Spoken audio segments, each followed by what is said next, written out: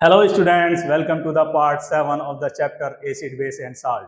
In previous video हम salt के बारे में पढ़ा, न्यूट्रल साल्ट क्या होते हैं, एसिडिक और बेसिक साल्ट क्या होते हैं और कॉमन साल्ट किसे कहते हैं। कॉमन साल्ट से बनने वाले कुछ कंपाउंड्स के नाम भी हमने पिछली वीडियोस में पढ़े थे।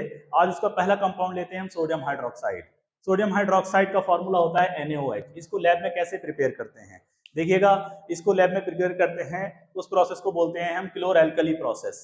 क्लोर एल्कली प्रोसेस इसलिए कहते हैं क्योंकि उसमें हमें जो है एल्कली यानी कि NaOH और क्लोरीन, इन दो प्रोडक्ट की वजह से इसको क्लोर एल्कली प्रोसेस बोलते हैं। देखिएगा करते क्या है, हम NaCl और वाटर का मिक्सचर जिसको हम ब्राइन बोलते हैं उसका इलेक्ट्रोलाइसिस करते हैं। इलेक्ट्रोलाइसिस करने से हमें सोडियम हाइड्रोक्साइड, क्लोरीन गैस और हाइड्रोजन गैस, तीन इंपॉर्टेंट प्रोडक्ट, जो ये काफी इंपॉर्टेंट तीनों प्रोडक्ट बनाने की एक मेथड है। सोडियम हाइड्रोक्साइड बनाने का भी ये मेथड है, क्लोरीन बनाने का भी और हाइड्रोजन का। यहाँ पर हमारा फोकस है सोडियम हाइड्रोक्साइड पर।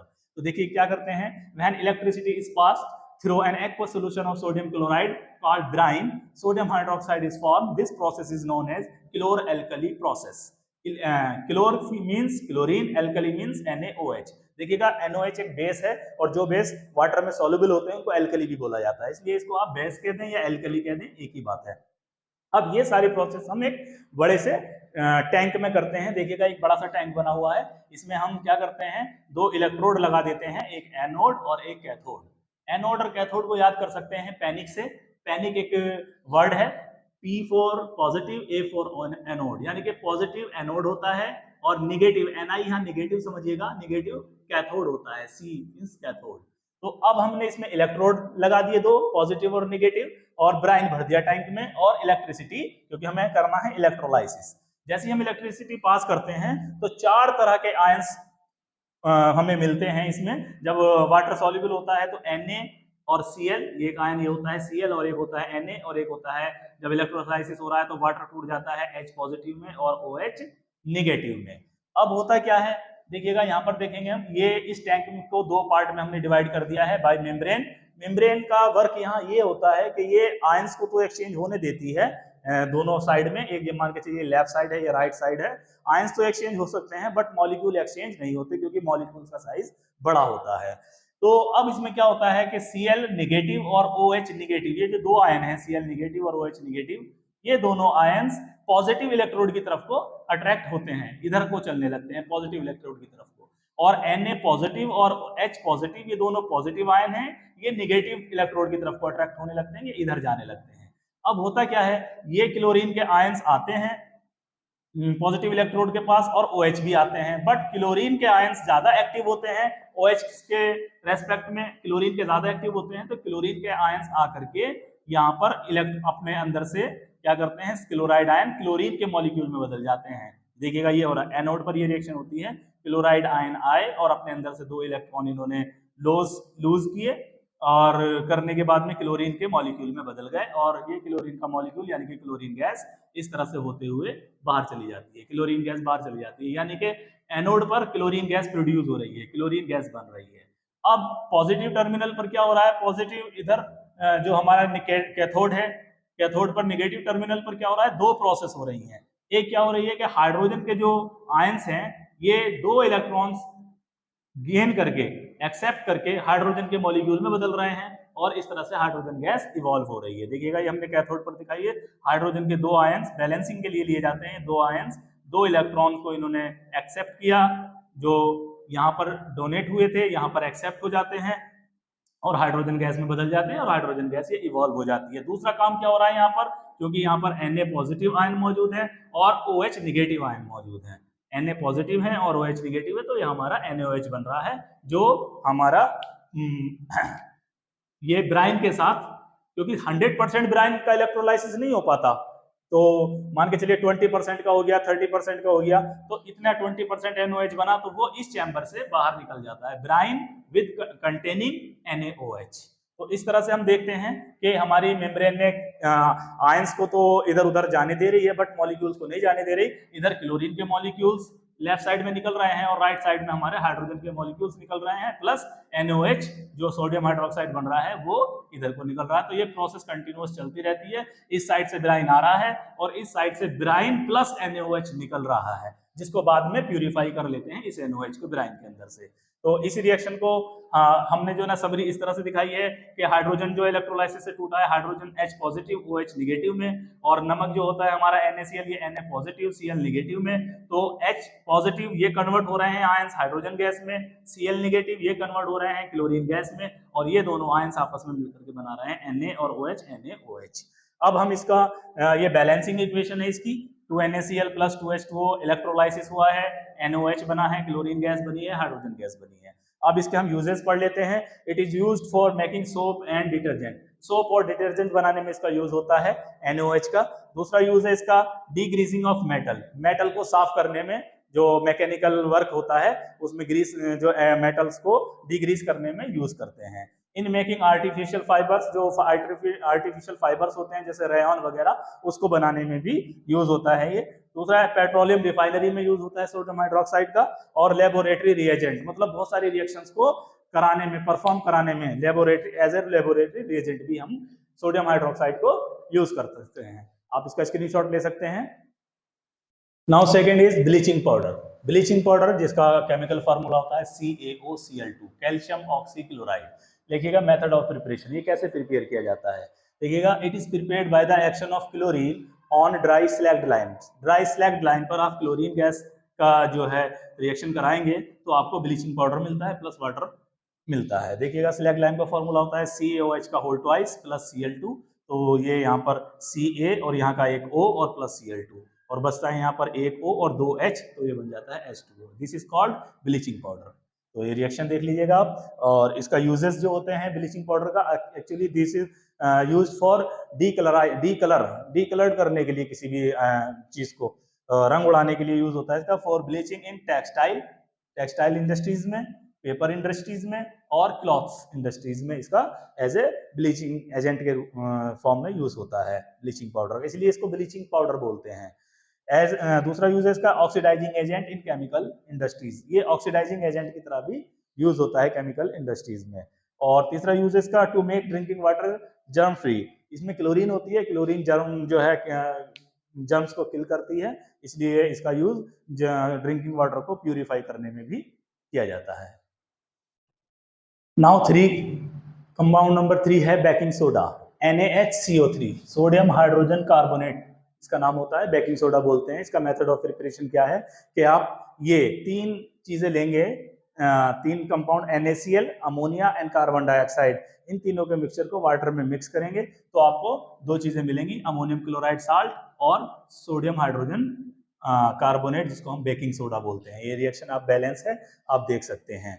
बेकिंग सोडा ये हमारा प्रिपेयर हो चुका है, जिसको हम जो है सेपरेट कर लेते हैं। तो यूजेस हो जाएंगे इसके for making baking powder, baking powder बनाने में यूज होता है बेकिंग सोडा का।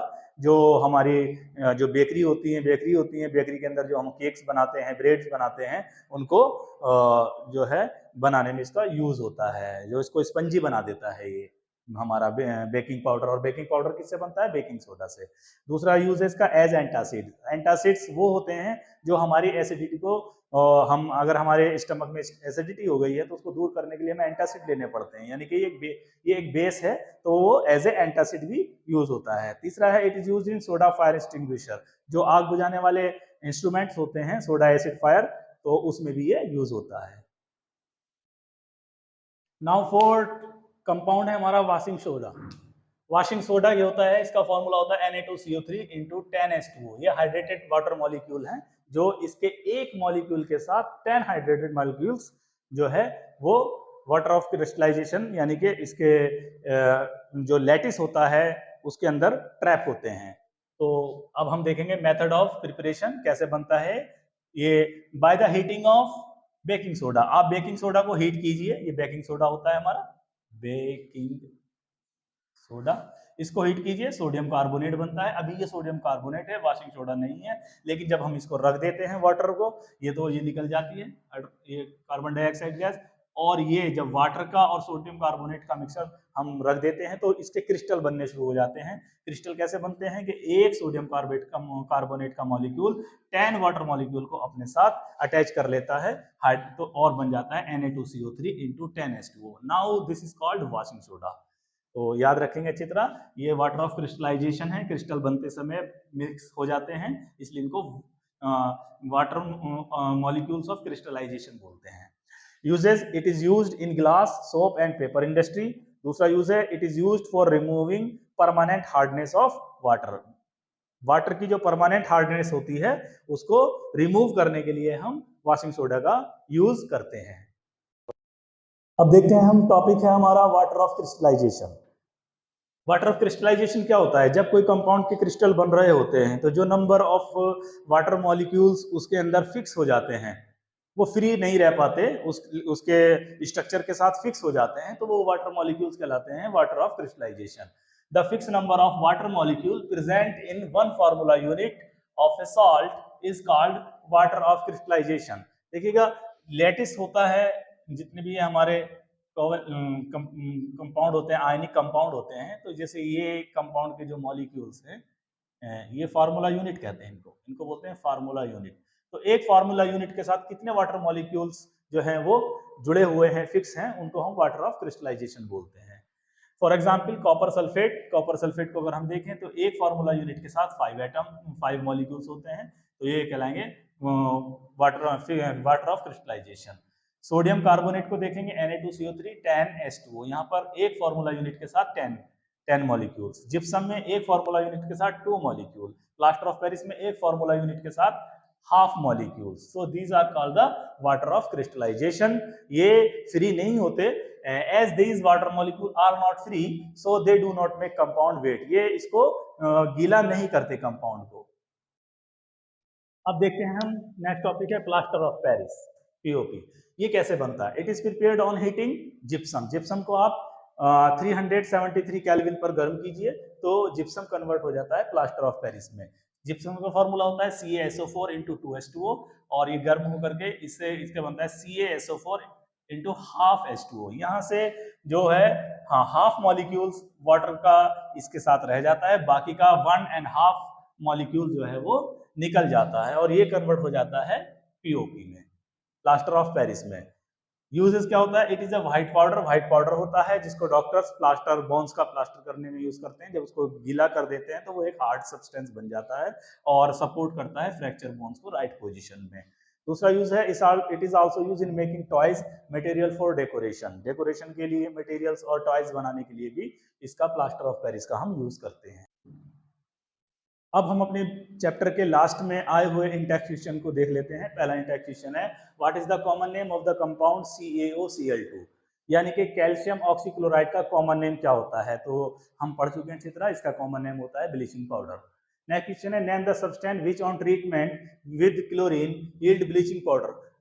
ऐसे सब्सटेंस का नाम बताइए जो क्लोरीन से रिएक्शन करने पर ब्लीचिंग पाउडर देता है। तो ये मेथड ऑफ प्रिपरेशन में ब्लीचिंग पाउडर क्या आया था? Calcium hydroxide. जब हम कैल्शियम हाइड्रोक्साइड की रिएक्शन क्लोरीन से कराते हैं तो हमें ब्लीचिंग पाउडर मिलता है। ये कैल्शियम हाइड्रोक्साइड, ये फार्मूला है CaOH का होल ट्वाइस। नेक्स्ट क्वेश्चन है, name the sodium compound which is used for softening hard water. Hard water को सॉफ्ट करने के लिए हम किस कंपाउंड का यूज करते हैं? तो ये यूजेज ऑफ वॉशिंग सोडा में था हमारा सोडियम कार्बोनेट हाइड्रेटेड, यानी कि 10H2O की वजह से हमने यहाँ हाइड्रेटेड लिख दिया है। वॉशिंग सोडा, वॉशिंग सोडा हमारा हार्ड वाटर को सॉफ्ट करने में यूज होता है।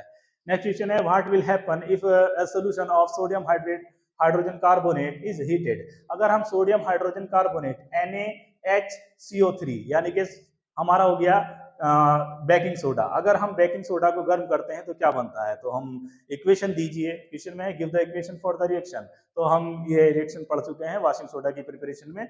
अगर हम सोडियम हाइड्रोजन कार्बोनेट यानी कि बेकिंग सोडा को गर्म करते हैं तो हमारा सोडियम कार्बोनेट बनता है, वाटर मॉलिक्यूल बनता है और कार्बन डाइऑक्साइड गैस बनती है। तो यहाँ पर हम लिख सकते हैं sodium carbonate and carbon dioxide are formed. And last question है, write an equation to show the reaction between plaster of Paris and water।